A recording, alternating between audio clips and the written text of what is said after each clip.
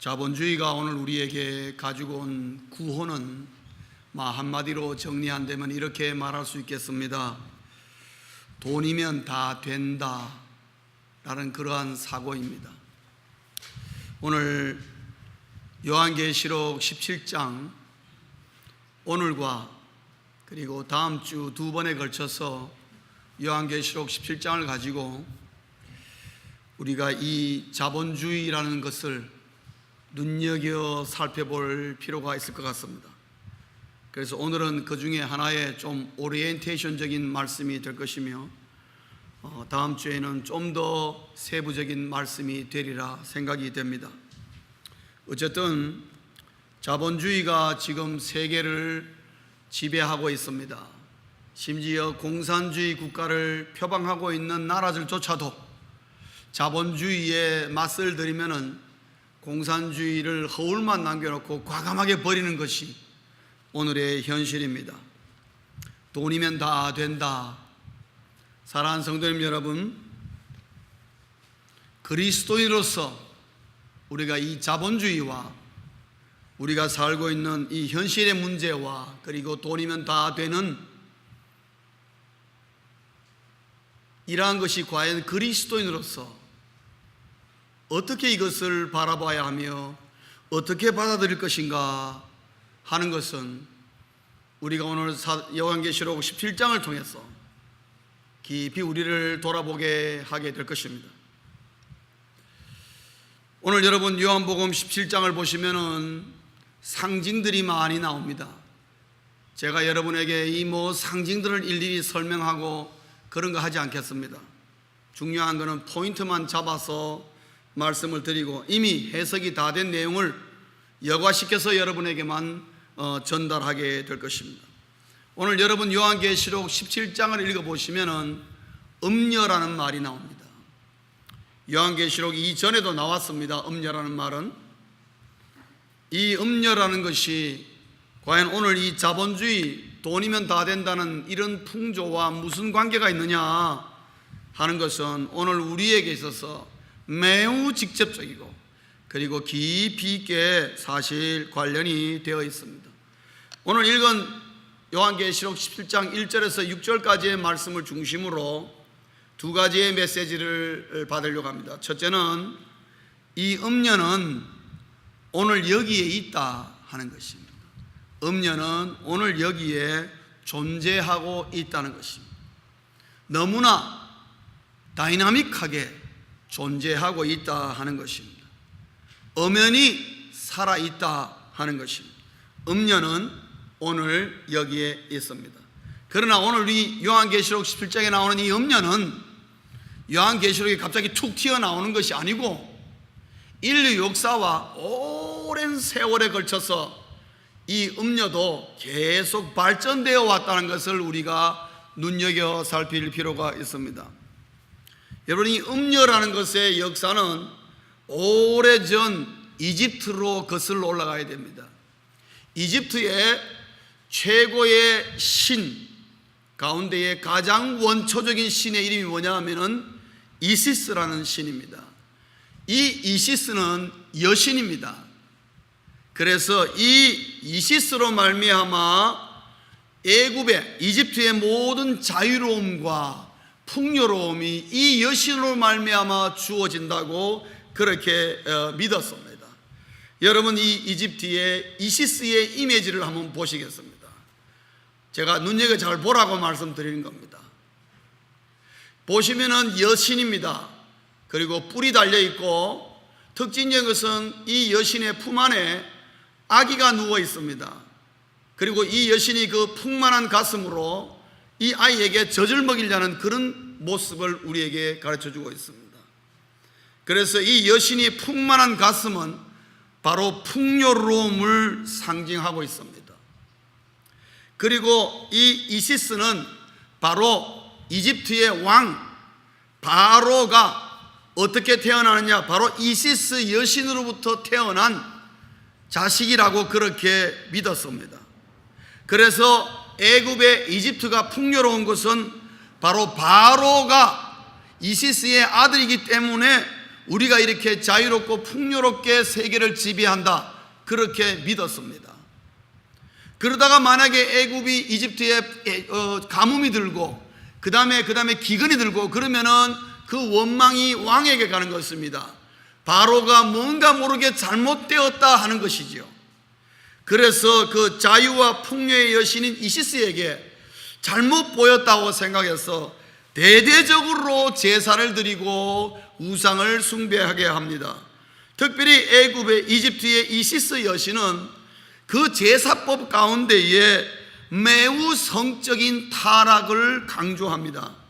그래서 이시스 신전에는 오직 여사제들만이 존재하여서 그 여사제들과 제사를 드리러는 왕족과 여러 가지 귀족과 정치인들과의 성적인 관계로 말미암아 이런 모든 풍요로움의 문을 연다고 그렇게 믿었습니다.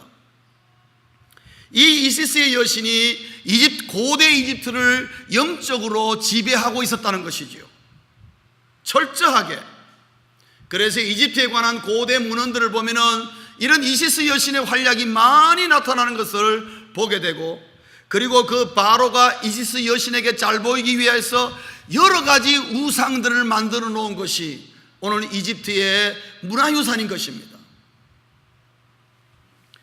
이 이집트의 이시스 여신이 이집트를 지배하다가 이집트가 어느 날 바벨로니아에게 멸망을 당했습니다. 그러면서 이 이시스 여신이 바벨로니아로 수출을 하게 됩니다. 그래서 바벨로니아는 원래 바알이라는 신이 있었습니다. 남자 신입니다. 그런데 거기에다가 또 하나의 신이 생기는데 바로 이시스가 변화되어서 바벨론으로 가면서 아세라라는 여신으로 바뀌게 됩니다. 그래서 바벨로니아는 바알과 아세라 여신, 이 두의 이 남녀 부부의 여신이 존재하게 되고, 이 아세라 여신은 역시 풍만한 가슴을 갖고 있고 그 당시에 가나안 지역을 전부 다 장악하고 있었습니다. 역시 자유와 풍요의 여신으로서 이 아세라에게 가뭄이 들고 힘이 들고 농토가 작황이 좋지 못하면 이 아세라 여신에게 다 제사를 드렸던 것입니다. 그러다가 바벨론이 무너지고 그 다음에 그리스가 지배하게 되고 헬라 문명이 들어오면서 그리스의 아데미 여신이 바로 이 아세라 여신의 또 변화된 이시스의 변화된 여신으로 등장합니다. 여러분, 아데미 여신을 가만히 보시면은 이 여신은 참 특이합니다. 앞에 이 공처럼 되어 있는 것은 뭐냐면 그게 전부 다 가슴입니다. 하나 가지고 모질해가지고 한 20개 달아놨습니다. 그리고 그 밑으로 사람들이 쭉쭉 다니는 것은 그 뭐냐면은 자식의 다산을 말하고 있습니다. 그래서 역시 저것도 자유와 풍요를 상징하는 아데미 여신입니다.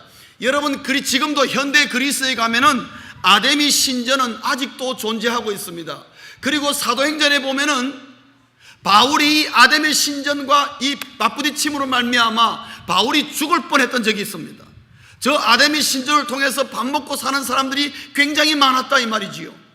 그리고 아데미 신이 얼마나 유명했으면 조그만하게 만들어가지고 집집마다 저 아데미 여신을 섬겼습니다. 그리스 헬라 문명이 그렇게 발달했지만은 그러나 절대적으로 저 이시스의 변화된 모습인 바로 아데미 여신에게 지배 속에 있었습니다. 그러다가 주 313년에 기독교가 봉포되면서 그리스의 아데미 여신이 무너지고 그 다음에 로마가 세계를 지배할 때에 이 바로 이시스는 다이아나라는 여신으로 훨씬 역동적인 여신으로 등장하게 됩니다. 그래 로마의 여신 가운데 저 다이아나 여신은 굉장히 역동적이며 그 다음에 농업과 모든 자유와 풍요로움, 이 농산물에 대한 풍요로움은 바로 다이아나 여신을 통해서 나타난다고. 그리고 로마의 저 다이아나 여신이 가지고 있는 자유주의와 자본주의의 전신인 풍요로움, 그것은 로마 전체를 지배하는 사상이 되는 것입니다. 그래서 로마는 그 오랜 세월 동안 세계를 지배하지만은 절대 군주가 존재하지 않는 것은 바로 저 다이아나 여신을 믿는 자유주의 사상 때문에 로마는 절대 군주가 존재하지 않았던 것입니다. 그러다가 기독교가 로마를 점령해 버립니다. 주 313년에 로마가 로마 제국이 기독교를 정식으로 공식적인 종교로 공인됩니다. 그러면서 저 다이아나 여신뿐만 아니라 모든 풍요의 여신들이 일시적으로 다 사라져버립니다. 로마 제국의 멸망과 함께 모든 신들이 다 사라져버립니다. 다이아나 여신도 사라집니다. 이시스도 이름조차 없어져 버립니다. 그러나 시간이 지나면서 이 이시스의 여신이 바로 음녀가 교회 안으로 침투해 들어오면서 마리아를 우상화시킬 때에 슬쩍 거기다가 형태만 얹어가지고 무려 1500년 동안 중세 교회를 지배했습니다. 여러분, 마리아의 형상을 여러분 보시면은 이시스와 비슷하게 생겼습니다. 여러분 한번 비교해 보겠습니다. 원래 천주교에 가면은 천주교에 보는 어떤 천주교회든 한 중앙에는 저렇게 마리아가 아기 예수를 안고 있는 형상이 꼭 있습니다. 여러분, 제가 이스라엘과 그 다음에 가본 여러 가지 정교회나 천주교 계통의 교회를 가면은 정중앙에 항상 마리아가 있는데 그 마리아가 아기 예수를 안고 있습니다. 그래서 천주교에서는 예수님은 항상 아기로 상징되고 그 아기를 풍요롭고 먹이는 것은 누가 먹여주느냐? 마리아가 다 품에 안고 먹여주는 것입니다. 마리아의 품속에서 아기 예수가 자라는 그 형상을 천주교에서는 가장 중요한 형상으로 여기는데 그 형상을 여러분 이시스와 비교하면 어떻습니까? 똑같습니다. 근데 아이러니한 것은 크리스마스가 여러분 몇 월 며칠이죠? 12월 25일입니다. 크리스마스를 제정할 때에 세부적인 내용이 어떻게 되는지 저는 잘 모르겠습니다. 그러나 저 이시스가 품에 안고 있는 저 아들의 이름은 호로스라 그럽니다. 그런데 저 호로스가 이시스로부터 태어난 날이 12월 25일입니다. 그러면 저게 이스턴 오토독스 동방정교 쪽으로 가보면은 거기는 성탄절이 1월 6일입니다. 여러분 아시는 분 아시겠죠? 그 1월 6일은 그 무슨 날이냐? 이시스가 호로스뿐만 아니라 아들을 하나 더 낳았습니다. 그 아들의 이름은 아이온이라고 합니다. 그 아이온이 태어난 날이 1월 6일입니다. 누가 이렇게 짜맞췄는지 모르겠지만은 예수님의 탄생과 그 호로스의 모습과 모든 것을 정확하게 오버랩되도록 만들었습니다. 그러나 사랑하는 성도님 여러분, 우리는 성탄절을 12월 25일 날 지킵니다. 12월 25일이 중요한 것이 아니고 주님의 탄생을 기념하기 때문에 12월 25일이 별로 중요한 건 아닙니다. 그러나 이런 관점에서 볼 때에는 이시스와 저 마리아의 상관은 너무나 일치된 모습을, 그리고 저렇게 오버랩되고 마리아가 우상화되면서 중세의 교회가 1500년 동안 암흑의 시대를 걸어가고 있습니다. 교회 안에 이시스가 들어오고 음녀가 들어오고 음녀의 지배를 받으면서 1500년 동안 천주교회는 종교를 가지고 온 세상을 지배했었습니다. 그것으로부터 깨어난 사람들이 종교개혁자들입니다. 16세기에 종교개혁이 일어나면서 천주교의 잘못된 것을 말하고 말씀으로 돌아가야 되면서 마리아의 우상화를 완전히 파괴시키고 무너뜨리고 저것은 비성경이고 잘못되었으며 예수 그리스도가 구원자라는 것을 다시 한번 부각시켰습니다. 그러나 종교개혁 이후에 구원의 개인화가 일어나기 시작했습니다. 그동안에는 종교개혁 이전에는 모든 교회는 천주교회를 통해서, 지금도 천주교회는 마찬가지입니다. 교회를 통해서 구원이 일어난다고 말하고 있습니다.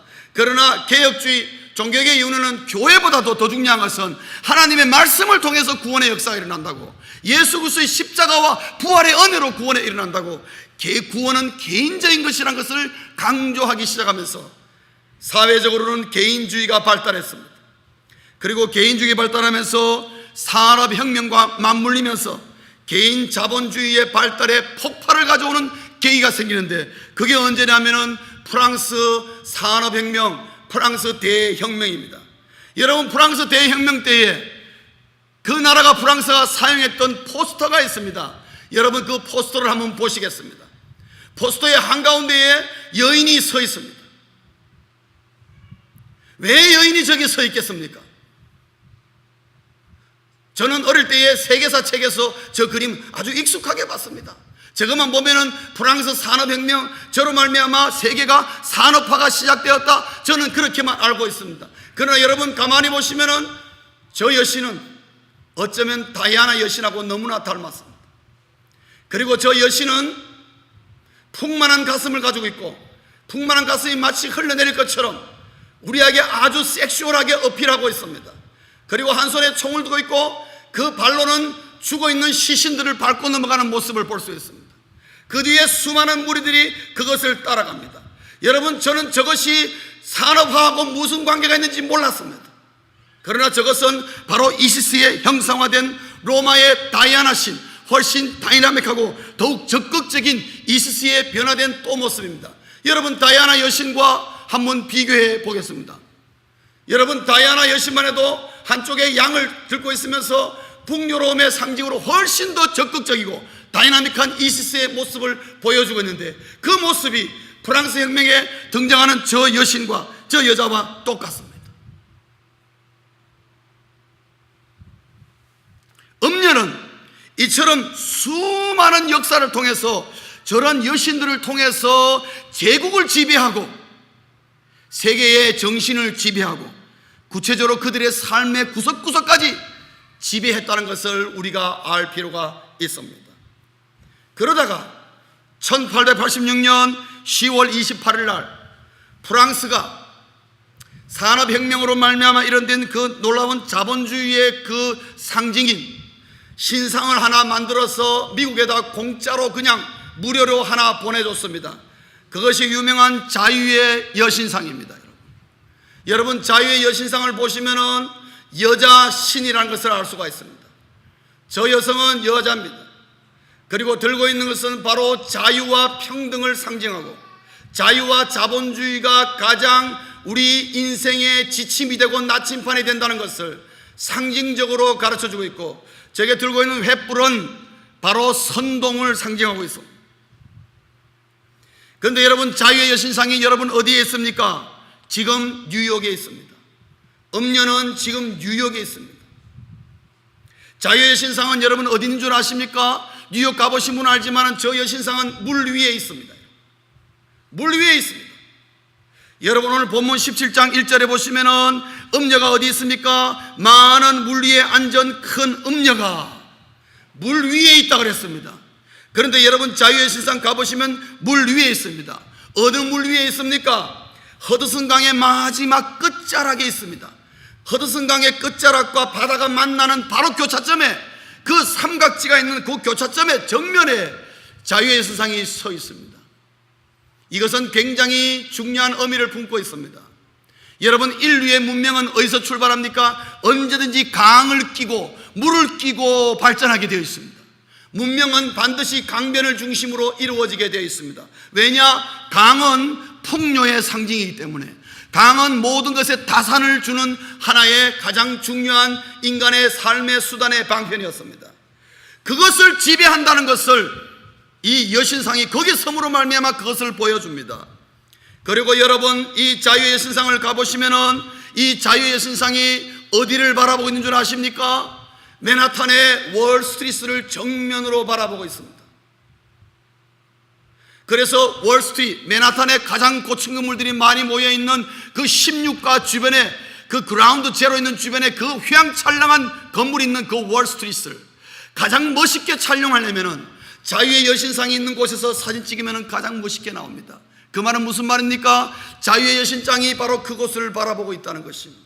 여러분, 맨하탄의 월스트리트는 뭐 하는 곳입니까? 세계의 금융이 다 모여있는 세계 금융의 중심입니다. 세계의 자본이 그게 다 모여있다는 것입니다. 자본주의의 꽃이 어디 있습니까? 바로 맨하탄의 월스트리트에 있습니다. 세계 모든 금융은 그것을 통하지 않고는 아무것도 되지 않습니다. 바로 음녀인 자유의 여신상이 그것에 서서 맨하탄을 바라본다는 것은 세계의 자본을 잡고 있는 음녀의 모습을 우리에게 보여주고 있습니다. 그래서 세계가 이 자본으로 말미암아 모든 세계가 미국에 예속되어 있다는 것을 우리에게 보여줍니다. 여러분, 정치도 그러하고 사회도 그러하고 경제도 그러하고 이념도 그러하고 미국이 잡고 있는 이 자본주의 속에 모든 것이 다 예속되어 있습니다. 여러분, 2년 전에 미국의 자본의 본산인 금융인 월스트리트이 한번 흔들렸습니다. 흔들리는데 그 여파가 지금 우리도 겪고 있습니다. 불경기가 그것부터 출발했습니다. 그러나 미국이 한번 자본의 그 금융이 흔들리니까 어떻게 되었습니까? 전 세계가 지금까지 흔들리고 있습니다. 그 파워가 어떻습니까? 사랑하는 성도님 여러분, 세상에 있는 모든 어떤 자본도 미국을 통하지 않고서는 흐르지 않습니다. 왜냐? 세계의 기축통화가 뭡니까? 달러입니다. 저는 처음에 참 이해 못했습니다. 미국이 북한의 금융, 북한의 돈줄을 쨘다는 말을 저는 처음에 못 믿었습니다. 어떻게 북한의 돈줄을 쨘을 수가 있겠느냐? 이해가 안 갑니다. 그러나 여러분, 몇 년 전에 핵 문제로 말미암아 북한의 돈줄을 미국이 한번 쬐었습니다. 단 1불도 북한에 못 들어가게 만들었습니다. 저는 그때 미국의 파워가 대단한 걸 알았어요. 저걸 어떻게 알아냈을까? 사랑하는 성도님 여러분, 미국이 북한이 어떤 구자로 어떻게 흘러가는지를 정확하게 다 파악합니다. 200개 이상의 구자가 지금 북한으로 통해서 돈이 흘러간다는 걸 정확하게 알고 다 파악하고 있다. 어떻게 하느냐? 모든 돈은 미국으로 흘러가기 때문에 그렇습니다. 미국을 통하지 않게 오는 자본은 흐를 수가 없습니다. 자본주의의 본산은 미국의 월스트리트인데 그것을 음녀가 지금 잡고 있다는 것을 우리에게 보여주고 있습니다. 미국의 이 음녀의 상징인 자유의 세상에 들어와서 미국의 뉴욕 앞에 앞바다에 딱 서고 난 다음에 제일 먼저 이 음녀가 미국에 들어와서 한 일이 뭔 줄 아십니까? 신학을 무너뜨렸습니다. 자유주의 신학을 유럽부터 끌어들여 와서 신학을 죽이기 시작했습니다. 신학의 이성화가 이루어졌습니다. 자유주의라는 미명 안에 신학도 하나의 학문이라는 미명하에 신학을 죽였습니다. 신학을 죽이니까 그 많은 신학교에서 나오는 목사들이 반쯤 죽어 나오는 것입니다. 그러면서 미국 교회의 영성이 급속히 퇴락하게 되었습니다. 여러분, 미국의 영성이 신앙이 퇴락하게 되니까 결국 미국이 어디를 바라보게 됩니까? 자본주의에 매달리게 되는 것을 볼 수가 있습니다. 캐피탈리즘. 결국은 음녀가 오늘 여기 있는데 이 역사를 그냥 훑어보면은 오늘 이 음녀는 지금 미국을 붙잡고 있다는 것을 알 수 있습니다. 왜냐? 미국이 무너지면 세계가 무너진다는 걸 알고 있습니다. 음녀가 지금 미국을 붙잡고 미국의 자본주의를 붙잡고 있다는 것을 알 수가 있습니다. 그래서 음녀가 이 미국을 붙잡은 말미암아 세계의 모든 자본을 지금 좌지우지하고 있다는 것을 알 수가 있습니다. 겉으로 보기에는 아무것도 아닌 것처럼 보이나 오늘 요한계시록 17장을 보면은 무서운 것이 거기에 지금 존재하고 있다는 것을 우리에게 가르쳐 주고 있습니다. 그래서 자본을 뉴욕으로 집중화시켜서 그것을 홀담으로 말미암아 미국이 무너지면 세계가 무너진다. 우리가 이 사인을 2년 전에 경험했습니다. 미국이 한 번만 더 금융이 무너지면 정말 세계가 무너질 거라는 그런 두려움이 경제인들에게 팽배해 있습니다. 미국의 유명한 경제학자인 사무엘 윌트런이라는 분이 계십니다. 세계적인 경제적인 석학입니다. 그분이 미국의 이 자본주의라든지 세계의 모든 자본주의를 통달하십니다. 어느 기자가 그분에게 물었습니다. 만약에 미국의 이 경제가 월스트리트이 무너지면 어떻게 되겠느냐? 그 경제학자가 물었습니다. 경제학자가 망설이다가 뭐라고 답변하신 거 아십니까? 인간은 지혜로워서 반드시 그것을 극복할 수 있을 것입니다 라고 답변하고 끝냈습니다. 더 이상 할 말이 없습니다. 아무런 대책이 없습니다. 그 경제학자도 무너졌을 때 어떤 대책이 있느냐? 아무런 대책. 인간의 막연한 지혜에 의존하여 지금까지 우리 인류가 그래 왔듯이 아마 그렇게 되어도 우리에게는 살 길이 있을 것입니다 라고 밖에 말할 수가 없습니다. 그는 압니다. 미국의 경제가 무너지면 세계가 경제 시스템이 다 무너진다는 걸. 5.1달러고 뭐고 다 필요 없습니다. 성도님 여러분, 그것을 음녀가 지금 붙잡고 있다는 것을 아셔요. 요한계시록 17장은 우리에게 가르쳐 줍니다. 두 번째로, 음녀는 자본으로 세계를 다스리고 있습니다. 음녀가 지배하는 원칙이 있습니다. 음녀는 절대로 겉으로 드러나지 않습니다. 음녀가 지배할 때 가장 많이 쓰는 용어가 뭔 줄 아십니까? 문명이라는 이름으로 세계를 지배한다는 걸 아셔야 됩니다. 여러분, 문명이 발달하려면 반드시 자본이 발달해야 됩니다. 돈이 없는 곳에는 문화가 발달하지 않습니다. 여러분, 아프리카 저 빈민국에 가보십시오. 그게 전통 문화라는 것은 수천 년 동안 똑같이 하나도 발전이 없습니다. 그러나 도시화가 되고 물질이, 자본이 돌기 시작하면 문화가 발달하기 시작합니다. 문명이 발달하기 시작합니다. 그래서 문명이라는 이름으로 세상을 지배하고, 유행이라는 이름으로, 또한 대세라는 이름으로 여러 가지의 원칙을 가지고 지배하는데, 오늘 본문을 보시면 세 가지의 음녀의 지배 원칙이 있습니다. 눈에 보이지 않지만은 지금 현실적으로 존재하는 세 가지의 원칙이, 지배 원칙이 있습니다. 첫째는 미혹이라는 것입니다. 미혹. 음녀가 우리 인류들에게, 사람들에게 미혹하기 위해서 던져놓은 구호가 있습니다. 그건 뭐냐? 힘 있는 자가 성공한다는 것입니다. 힘 있는 자가 성공한다. 그래서 힘을 키우고 권력을 가지고 물질을 가지면은 그 인생은 성공한 인생이라고 그렇게 강조하고 있습니다. 그래서 힘과 권력과 물질을 우상화시켜서 세상의 모든 사람들이 이 힘과 권력과 물질을 가지기 위해서 서로 처절하게 싸우는 그 현장을 만들어 줍니다. 미혹을 하면서 힘 있는 자가 성공하고 힘을 가진 자가 성공한 인생이라고 계속해서 불어넣고 있습니다. 그러면서 음녀가 하나에 만들어 온 구조가 있는데, 이 세상을 전부 다 피라미드 구조로 다 만들어 놨습니다. 그래서 철저한 경쟁 구조로 만들어 놨습니다. 내가 한 단계 올라가려면은 반드시 내 앞에 있는 사람을 밟아야만 올라가도록 만들어 놨습니다. 그렇지 않고는 안 됩니다. 옛날에 말단 사원일 때는 다 같은 친한 동료였지만 점점 올라갈수록 부장 정도만 되려가면은 같은 입사 동기를 밟지 않으면 못 올라갑니다. 그래서 시간이 지나면 지날수록 친구고 뭐고 다 없는 것입니다. 그렇기 때문에 메마를 수밖에 없는 거예요. 나 혼자만의 생존, 그거 외에는 남지 않습니다. 그리고 그 한 단계를 올라가기 위해서 얼마나 피나는 저 경쟁을 치러야 되는지요.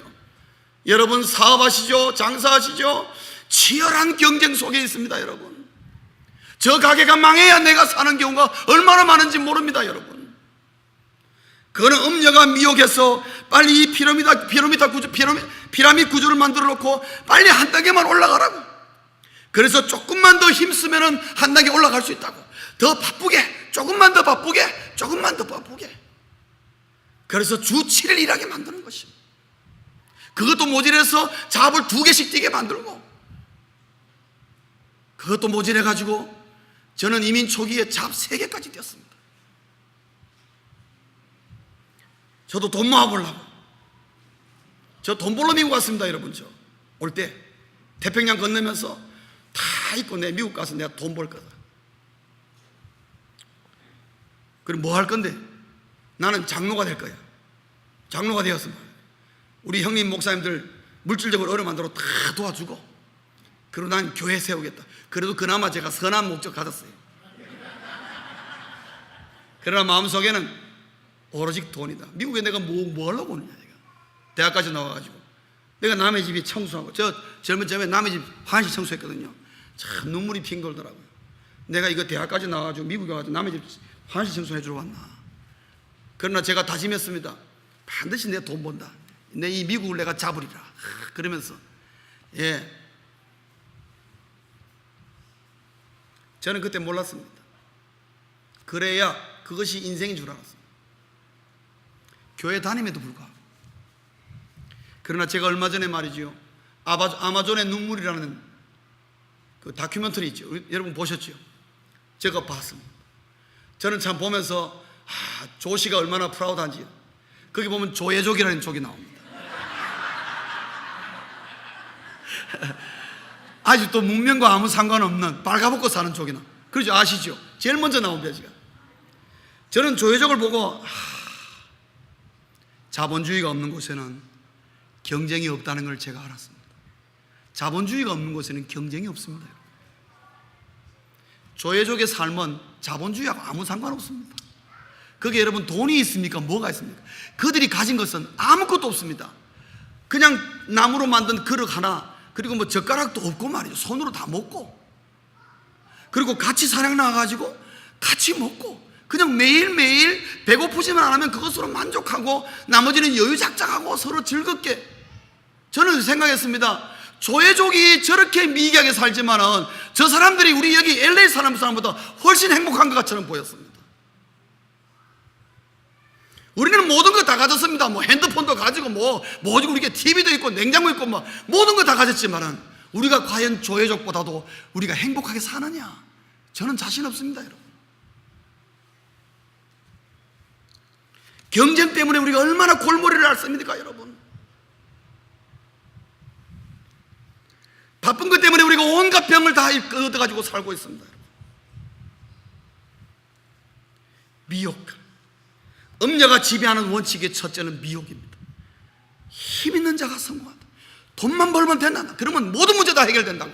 계속 가지고. 조금만 더 바쁘게 뛰어라. 하나만 더 뛰어라. 조금만 더 고생해라. 몇 년만 고생하면 너 분명히 성공한 자 된다고. 그러다가 평생 뛰어다니다가 그냥 이 세상 하직하는 사람 많습니다. 두 번째 음녀의 지배 원칙은 쾌락입니다. 여러분, 힘이 있는 곳에, 권력이 있는 곳에, 물질이 있는 곳에 음행이 있습니다. 여러분. 성적 타락이 있다는 것입니다. 세계 모든 인류 역사를 통틀어서 힘이 있는 곳, 권력이 있는 곳, 물질이 있는 곳에는 음행이 있습니다. 성적인 타락이 있다는 것입니다. 불건전한 성관계로 자기의 힘을 과시하는 것입니다. 이게 이시스가 가지고 있는 본질인 것입니다. 그리고 여러 가지 스트레스를 해소할 수 있는 방법을 그렇게 제시합니다. 그리고 술을 제시하고 마약을 제시해서 술과 마약에 중독되도록 만들었습니다. 그것이 마치 내 스트레스를 푸는 것처럼 그렇게 유혹합니다. 이거 없으면 네가 어떻게 살겠느냐고, 이 세상 힘들었어. 그러면서 위로하면서 술 마실까지 몰려서 잔 휘두르면서 우리가 이래야 사는 거야 그러면서 온갖 험담 잡담하면서 서로 위로하며 사는 것입니다. 그러나 돌아서면은 자기 혼자. 그리고 일의 중독에 빠지게 하거나 혹은 레저나 스포츠에 중독되게 합니다. 그래서 여러분, 미국은 1년 내내 스포츠와 레저가 그냥 TV를 뒤덮고 있고, 여러분 정말 스포츠나 레저 가고 싶으면 이 넓은 미국에 어디든지 다 다닐 수 있습니다. 뭐만 있으면은, 돈만 있으면. 음녀의 지배 원칙 두 번째는 쾌락입니다. 쾌락을 추구하도록 만들었어. 스트레스를 풀고 어떤 내 몸의 건강을 빙자하여 엄청난 쾌락이 지금 온 미국, 온 세계에 동원되고 있다는 걸 알 수 있습니다. 세 번째로 음녀의 지배 원칙은 화려함입니다. 화려함. 외모지상주의라 이 말입니다. 외모지상주의.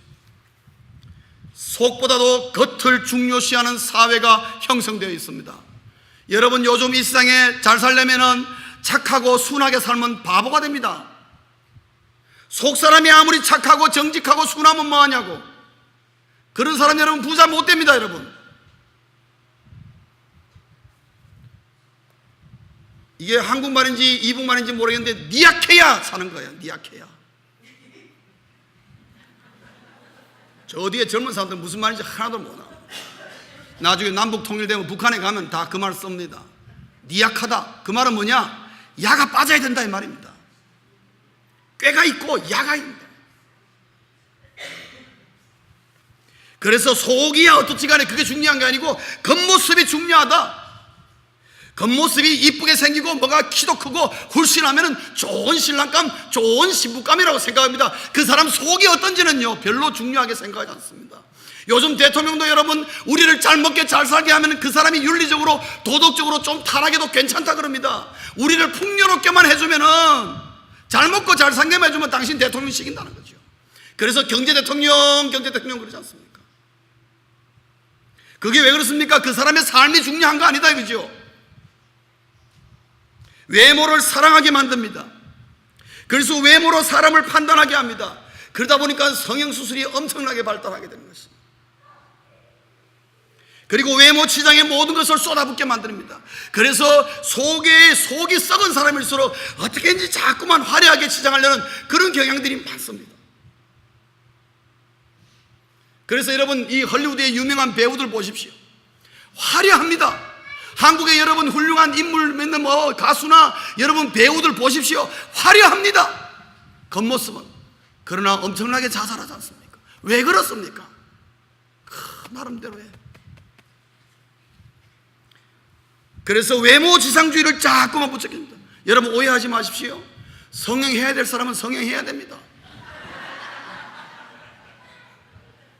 성형하지 말라는 말이 아니에요. 그리고 외모에 치장하는 거, 여성들이 좀 이쁘게 치장하는 거, 저 그렇게 문제 삼지 않습니다. 그러나 여러분 보시면 알잖아요. 엄청나게 화려한 목걸이 하나에 수십억 하는 걸 메고 다니잖아요. 우리 일반 서민으로는 상상을 초월할 수 없는.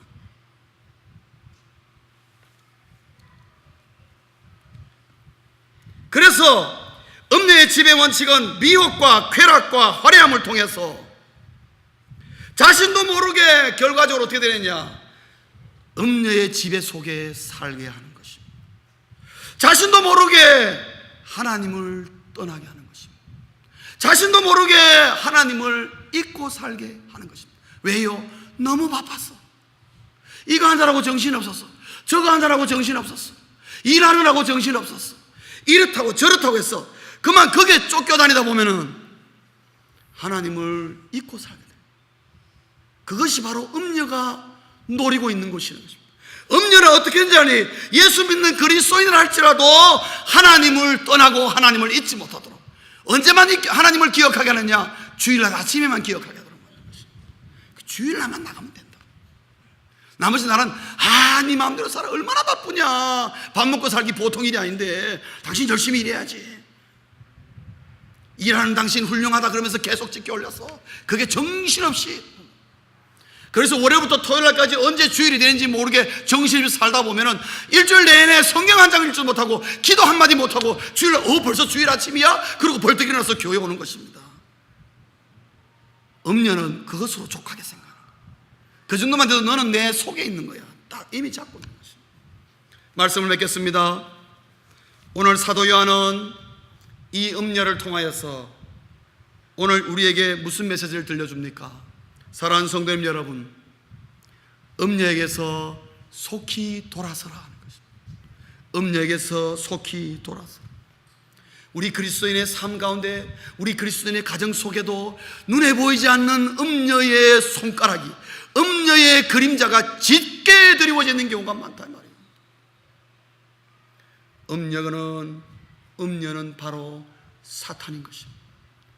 음녀는 바로 마귀의 다른 이름인 것입니다. 오늘 본문 6절에 보면 수많은 그리스도인들이 음녀에게 죽어가고 있다고 그랬습니다. 음녀가 수많은 그리스도인의 피를 먹는다고 그랬습니다. 순교적인 의미도 있지만 그리스도인들이 그리스도인의 역할을 못하도록 죽여버린다는 것입니다. 왜? 삶에 너무 바쁘게 만들고 삶에 지치게 만들어서 예수를 제대로 믿지 못하도록 만들어버린다는 거예요. 그게 여러분 죽이는 거 아닙니까? 지금 음녀가 그 일을 열심히 하고 있습니다. 그렇기 때문에 자본 세계로 우상의식에서 하나님을 떠나게 함으로 말미암아 오늘 가만히 보면 오늘이야말로 음녀의 전성시대를 우리가 살아가고 있는 것입니다. 음녀가 지금 팽배하게 온 세상에 어딜 갔었는지 큰 소리 치게 만드는 것입니다. 사랑하는 성도님 여러분,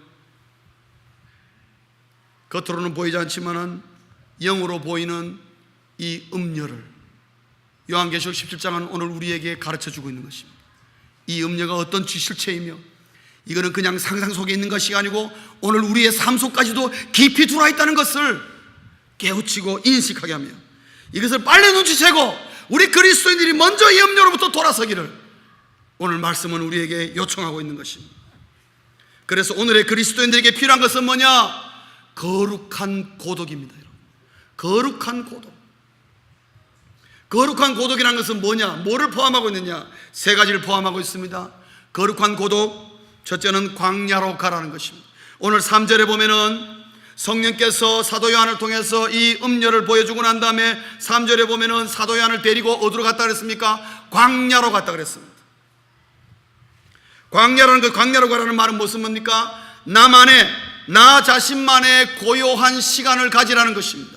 나 자신만의 고요한 시간. 여러분, 광야에 가면 아무것도 없습니다. 문명도 없고 자본도 없고 아무것도 없습니다. 그냥 허허벌판입니다. 거기는 생각할 수 있는 건 나 자신밖에 생각할 것이 없습니다. 나 자신만의 고요한 시간을 가지는 것. 저는 이것이 우리가 쉬운 말로 바꾸면은 큐티라고 말할 수 있습니다. quiet time, 나 자신만의 조용한 시간이 우리에게는 반드시 필요한 것입니다. 그래서 나 자신을 돌아보고 과연 음녀가 나에게 어디까지 와 있는지를 잘 보고 정확한 실체와 현실을 파악할 수 있어야 되는데, 그것은 하나님의 말씀을 펴고 하나님 앞에 조용하게 나만의 시간을 가질 때에 내가 그것을 파악할 수가 있는 것입니다. 두 번째로는 하나님을 대면하라는 것입니다. 하나님을 대면해야 합니다. 예수 믿는 사람은 하나님을 대면해야 합니다. 하나님을 만나야 산다 이 말입니다. 사랑하는 성도님 여러분, 하나님을 만나시기를 주의 이름으로 축원합니다. 하나님을 만나야 나를 정확히 보고 이 세상을 정확히 보는 것입니다. 세 번째로, 그러기 위해서 우리에게 거룩한 고독의 시간이 필요하고, 세 번째로 거룩한 고독의 의미는 음녀와 싸워야 한다는 것입니다. 음녀는 가만 놔두면 안 되는 것입니다. 싸워야 한다는 것입니다. 사도 바울은 말하기를 피 흘리기까지 싸우라고 얘기합니다. 피 흘리기까지 싸우라고. 그렇지 않으면 음녀는 물러가지 않는다는 것입니다. 그러나 우리의 현실을 보면 음녀가 없으면은 인생을 내가 살 수 없을 것처럼 보입니다. 천만의 말씀. 그래서 주님 말씀하시기를 진리를 알지니 진리가 너희를 자유케 하리라. 음녀가 없으면 살 수 없는 것처럼 보일지 모르나 음녀 없어도 얼마든지 우리가 예수 안에서 자유로움을 누릴 수 있다는 것을 거룩한 고독을 통해서 우리가 배우게 된다 이 말입니다. 그래서 거룩한 고독이 우리에게 필요합니다. 거룩한 외로움이 우리에게 필요하다는 것이죠.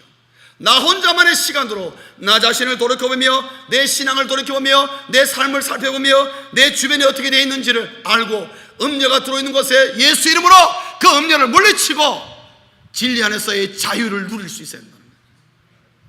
이것을 못 누리는 우리는 늘 음녀에게 붙잡혀서 좌충우돌하며 음녀의 그 계획과 그 모락에 빠져서 헤어나올 수가 없는 것입니다. 기억할 것은 음녀는, 오늘 여기에 나오는 음녀가 세계를 지배하며 절대적인 힘을 갖고 있는 것처럼 보이나 음녀는 반드시 망한다는 것입니다. 그리고 눈에 보이지 않고 희미하고 힘없는 어린 양 예수 그리스도가 반드시 승리한다는 것입니다. 사랑하는 성도님 여러분, 음녀가 크게 보여도 그것은 반드시 망할 존재고, 예수 그리스도가 아무것도 나에게 힘없는 것 같고 보이지 않는 것 같아도, 그러나 이거 예수 그리스도를 붙잡는 자가 주님으로의 이름으로 말미암아, 예수 이름으로 말미암아 최후의 승리를 성취하게 된다는 거죠. 그래서 우리는 치열한 영적 싸움에 들어가 있습니다. 그보다 먼저 중요한 것은 오늘 말씀을 통해서 음녀에게서 속히 돌아왔어. 더 이상 음녀에게 구속받지 않고 예수 그리스도를 붙잡고 예수 그리스도 이름으로 사는 법을 배우고, 이 험악하고 이 아무리 이 죄악이 관영한 세상이라도 의인은 예수 그리스도로 말미암아 사는 것입니다. 예수 그리스도를 붙잡을 때에 하나님이 살 길을 열어주시고 우리의 걸음을 인도하시고 우리에게 필요한 것을 하나님이, 주님이 우리를 공급해 줄 것입니다. 예수 믿는 사람은 그거로 살아야 하는 것입니다. 그것이 그리스도인의 복인 것입니다. 그것은 누구에게 주어지냐? 예수 그리스도를 붙잡는 자에게 승리의 부산물로 우리에게 주어지는 것입니다. 음녀에게서 속히 돌아서서 자유함을 누리고 예수 그리스도를 붙잡으시오로 함께 승리하시는 오늘의 우리 살아있는 그리스도인 될 수 있기를 주의 이름으로 축원합니다. 기도하시겠습니다.